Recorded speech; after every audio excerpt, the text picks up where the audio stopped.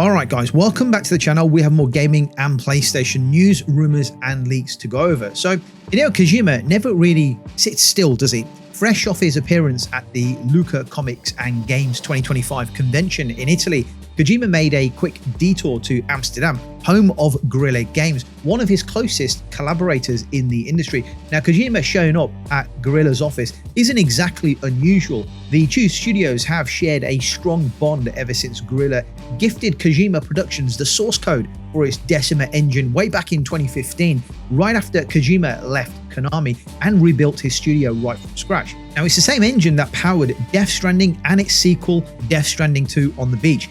During his visit, Kojima met with some familiar faces, including Herman Hulst, head of PlayStation Studios and former managing director of Guerrilla. And he also met with Jan Bart van Beek, the studio's director. Photos from the visit quickly circulated online, sparking fan speculation about what was going on behind closed doors. Was it just a friendly catch-up between two old friends or something more? Because let's be honest, Kojima rarely does anything without purpose. And with Kojima's next project, Physint, just entering early development, the timing of the visit feels far too deliberate, I would say, to be random. Now, for those who might not be familiar, Physint is being described as an espionage action game published by Sony. Some are calling it the spiritual successor to the Metal Gear Solid games, a series of games that never would have had such a cultural impact in the gaming industry if it wasn't for the legend Hideo Kojima. Now, Kojima himself has called it a blend of video game and film, a kind of cinematic spy thriller that blurs the lines between the two mediums. And if there's one thing that we know about Kojima, it's that he loves pushing boundaries. The question though is, which engine is he actually going to use to build the game Physint? His upcoming horror Project OD is being developed using Unreal Engine 5, marking a bit of a shift from his past work with Decima. But Decima isn't just any game engine, it's practically a technological marvel in the right hands. Now, Death Stranding 2 showed us how far Kojima Productions could actually push it, with photorealistic landscapes, seamless transitions, and intricate weather systems that felt almost alive. Fans and developers alike have praised how the Decima engine balances raw graphical power with smooth gameplay. It's especially impressive considering how vast and how detailed the world of Death Stranding actually is. So naturally, people might be wondering if Kojima's visit to Guerrilla Games might have been more than just a friendly drop-in. I mean, he's not gone there for a cup of tea, has he? Let's be honest, right? Could this have been a technical meeting, a check-in with Guerrilla about adapting or even evolving Decima for Physint? It would make sense, wouldn't it? Sony's relationship with both studios is incredibly strong. I mean, Guerrilla, of course, is one of PlayStation's core first-party teams, and Kojima Productions has had a very long-standing publishing partnership with Sony, and even prior to that, his relationship with Sony, with Metal Gear Solid being exclusive to PlayStation's platform for a number of years. The relationship has always been very strong. And if Physint is going to be another PlayStation exclusive, and all signs suggest it will be a PlayStation 6 exclusive game for the console, certainly to start with, and it will probably hit PC and perhaps Xbox, I don't know, 12 to 18 months after release. Using the Decima engine again would keep everything in the family. Plus, Guerrilla themselves are still heavily invested in using Decima. Their flagship game Horizon, with its third main entry and the long-rumored multiplayer spin-off, continues to push the engine forward. Every iteration adds new layers of realism, smarter AI, and more dynamic worlds. So if Kojima is back to talk shop, there's a good chance it's about how far they can take the Decima engine next. Just think about that for a moment. Kojima working on an espionage-themed game using an engine known for realism and environmental immersion. I mean, it could be the perfect match. Imagine stealth missions that feel cinematic yet unpredictable, with lighting, atmosphere, and physics that react like a film brought to life. And because Sony is backing it, Kojima will have the creative freedom and the resources to make Physint his most ambitious title yet. Still, we can't help but wonder what was really discussed during that meeting. Was it about refining the technology, exploring new features, or maybe even some kind of shared development effort between Guerrilla and Kojima Productions? Whatever the case, one thing's for sure: whenever Hideo Kojima steps into Guerrilla's offices, something big is brewing. Okay then, so let's move on and talk about something a bit more sobering. Not every project in the gaming industry gets to see the light of day, and one recent example of that comes from Sony Bend Studios, the team best known for the open-world survival hit Days Gone. Earlier this year, news broke that Bend's next big game, a mysterious live service title, had been cancelled. And now a former developer from the studio has come forward to shed a little more light on what actually happened behind the scenes. The developer is Robert Morrison, who some might recognise for his animation work on big games like God of War, Resident Evil 7 and The Last of Us Part 1. And Morrison spent around 3 years at Bend serving as a senior gameplay animator.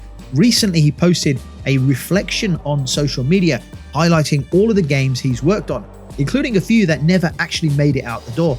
Now, amongst those cancelled projects was one labelled only as Mirror Pond, believed to be the codename for Ben's now shelved IP. Naturally, as gamers, we wanted to know more. What was Mirror Pond supposed to be? What kind of world was it actually building? But unfortunately, Morrison couldn't really say much because of all the NDAs and all that kind of stuff. But he did hint at why things ended the way they did. Now, in his own words, he goes on to say, "We didn't make enough substantial progress over the 3 years I was there. I saw the eventual cancellation coming prior to the game being cancelled. It's blunt, but it's an honest statement. Game development, especially on a large scale or live service titles, can be really unpredictable. You can pour years of work into a concept, you can refine the gameplay, build lots of systems and environments, but if it's not coming together fast enough, or if leadership changes direction, then a project can vanish overnight."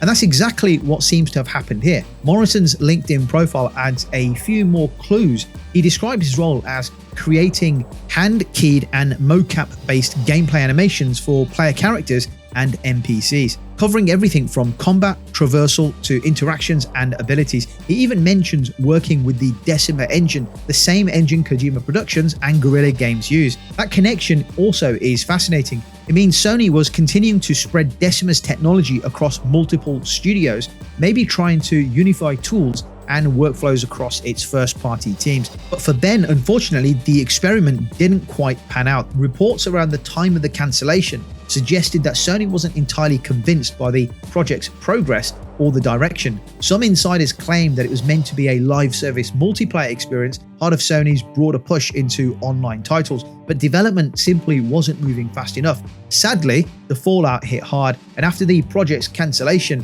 around 30% of Ben's staff were let go, laid off, and later Sony confirmed that the abandoned title had indeed been a live service game. And the game was cancelled at the same time as the rumoured God of War related multiplayer project, which Bluepoint Games were at the time working on. It's a reminder of how volatile the gaming industry has become, especially as publishers try to balance between traditional single-player experiences and the ever-growing opportunity of reoccurring revenue that online live service-driven games can bring to a studio. It also raises a tough question. Are studios like Bend, who are known for narrative-driven worlds, really suited to creating the live service games that Sony wants? Or are we losing the kind of creativity and the story-rich projects that made these studios great in the very first place? Because Days Gone, despite its rocky reception at launch, has developed a loyal fan base over time. Many still want a sequel to the game. Still, Morrison's perspective offers a rare bit of honesty. He didn't blame the management or throw anyone under the bus.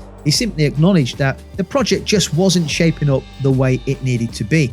Sometimes that's all it takes for a major change to happen. Right then guys, let's move on to something a little more hopeful and something that should get fans a little more excited. Mike Pondsmith, the creator of the Cyberpunk universe, has made it clear that he's not done with Keanu Reeves, or at least not with the character that he's brought to life, Johnny Silverhand. During a live stream with the team at CD Projekt Red, Pondsmith revealed that he'd love to see Reeves return for the upcoming Cyberpunk 2077 sequel, currently known internally as Project Orion. If you've played Cyberpunk 2077, you know how big of an impact Johnny Silverhand had on that world. He wasn't just a side character, he was the soul of the story, an unpredictable rock star turned rebel. And even with all the game's ups and downs, Keanu Reeves' performance became one of the standout parts of the experience. Interestingly though, Keanu Reeves himself has said in an interview with IGN a few months ago that he'd love to return as Johnny if the story found a way. And Pondsmith seems to be taking that seriously. During his live stream, he joked directly to Keanu Reeves saying, "I have ways to bring you back, Keanu. Contact me." He even playfully mentioned that after adding Reeves and Idris Elba to the Cyberpunk universe, maybe his next step should be to add Scarlett Johansson, although clearly that was meant to be a joke. Still, it shows the enthusiasm and creativity behind the franchise right now. Beyond the jokes, Pondsmith emphasized something more meaningful, that these actors didn't just show up for a paycheck when they were cast for Cyberpunk. They cared about the roles, they studied the characters and actually became them. That's part of why Johnny Silverhand resonated with so many players. He felt authentic, flawed in a way, and human. And as Cyberpunk 2 moves into pre-production, it sounds like CD Projekt Red and Pondsmith are doubling down on that human side. During Poland's Digital Dragons 2025 conference, Pondsmith teased that the next game will explore a new city, expanding the world beyond Night City. He didn't say where, but that mystery is part of the fun, right? CD Projekt Red has confirmed that Project Orion is in early development, with some of the team that worked on Phantom Liberty leading the game development. Given how well that expansion redeemed the game's image, expectations for Cyberpunk 2, Project Orion or whatever you want to call it, is sky high.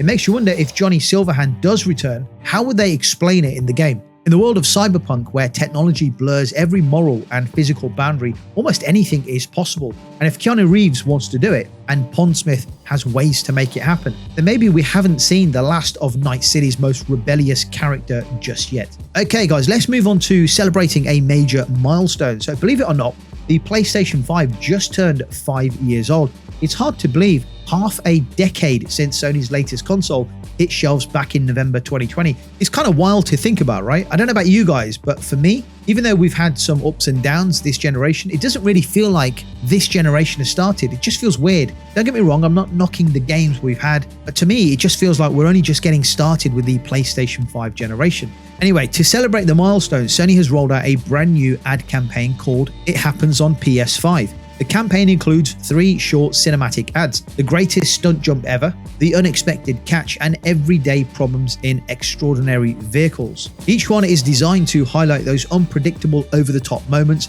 gamers experience while playing games. You know, the kind of stuff that makes you laugh, gasp, or even throw your controller in disbelief. According to Sony's Vice President of Global Marketing, these ads are inspired by the reactions of real players, the sense of awe and excitement that comes with those spontaneous gaming moments. And these adverts are not just staying online either. Sony is also bringing them to the real world with themed physical campaigns in select countries. And we're talking about UFO landings in Australia, Spain, and Germany, and mysterious creatures showing up in places like Mexico, Italy, and the UK. It's playful, it's surreal, and very on brand for PlayStation in that kind of weird way. It's also a bit of a reflection on how far the PlayStation has come. From a real rocky launch with supply chain shortages to now being one of the best-selling consoles globally, it's clear the system has found its footing. With major games like God of War Ragnarok, Spider-Man 2, Returnal, Ghosts of Yotei, Astrobot, and Ratchet & Clank, PlayStation has never really forgotten how to get gamers excited for their games.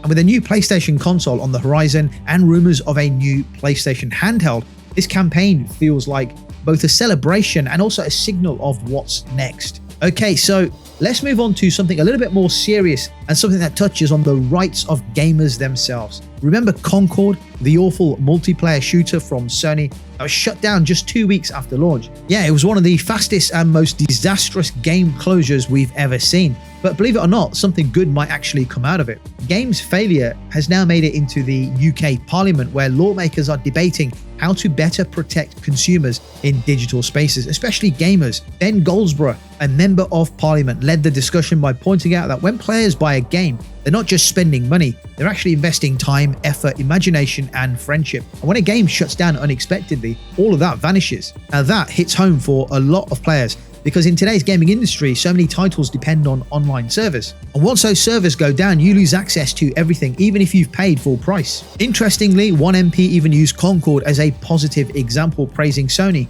for issuing full refunds to players after shutting down the game. However, given that the game was only around 2 weeks old, I don't really think Sony had a chance or a choice in terms of not issuing refunds. Still, the wider debate centered on how companies should be transparent about the lifespan of their games. So think of it like a sell-by date for a game, right? If a game was always online, consumers should know up front how long those servers are expected to stay live. Now that's where the Digital Markets, Competition and Consumers Act 2024 comes in. The new law requires digital companies to provide clear, timely and accurate information about their products, including how long they'll function and what happens if they are shut down eventually. It's a huge step forward for accountability, because in a world where more and more games are digital only, players deserve to know what they're actually buying and how long that game will continue for. So while Concord may have crashed and burned, its legacy might actually end up being something meaningful, introducing change that protects everyone who plays. So actually we might get something decent out of Concord once and for all. So anyway, let's move on to the final piece here.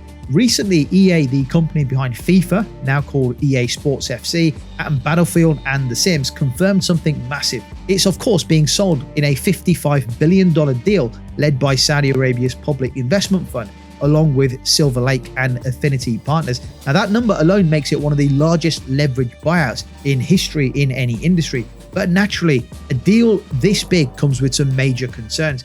In EA's most recent SEC filing, the company outlined several risks related to the sale. And one of those risks is uncertainty, how this deal can impact employee morale, recruitment, and existing partnerships. Basically, when your company is about to be bought out by a massive foreign investor, people start asking questions. And those questions get even louder when that investor is, unfortunately, the Saudi Arabia Public Investment Fund. Now, the PIF has faced heavy criticisms worldwide for the country's human rights record. And that has a lot of EA developers, especially those from more inclusive studios like BioWare and Maxis, feeling really uneasy. Former BioWare writer Patrick Weeks, who was laid off earlier this year, voiced concern that Saudi ownership might discourage the kind of diverse storytelling EA is known for. He even speculated that BioWare itself could face closure or major changes if the new investors disapprove of its creative direction. Other analysts agree that we could see talent departure because of this. In fact, some EA employees have already signed a joint letter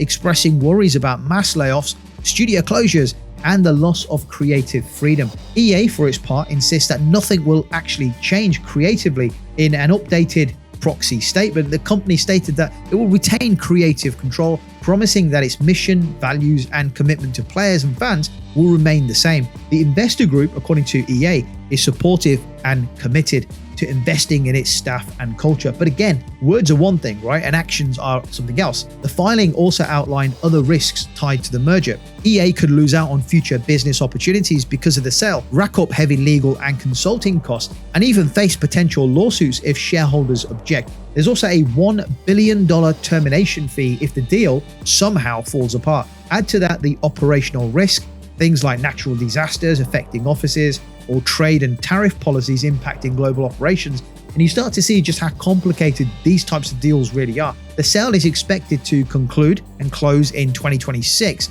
and while some experts think it will pass through regulations smoothly, it's still raising plenty of eyebrows and lots of questions, especially with Affinity Partners being led by Jared Kushner, the son-in-law of US President Donald Trump. So what does all this mean for EA's future? Will we see major changes to how it operates, or will things really stay the same? Only time will tell, because at the minute it's all guesswork, right? But with billions on the line and one of the biggest investors in the world stepping in, this could mark a defining moment in EA's history. Okay guys, hope you enjoyed the video. Drop your thoughts in the comments below. Thank you for watching, and as always, I will catch you on the next video.